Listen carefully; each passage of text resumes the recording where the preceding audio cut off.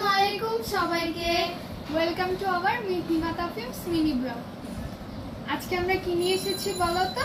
এই দেখো, acrylic paint colour. এটা দিয়ে অনেক সুন্দর ড্রয়িং করা যায়, পেইন্ট করা যায়।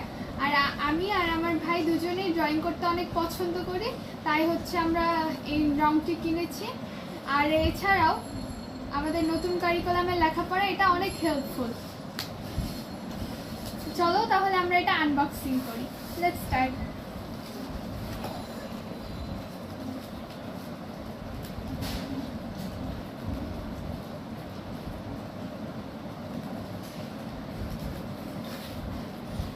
সাথে আর কয়েকটা জিনিস এনেছি, দেখো।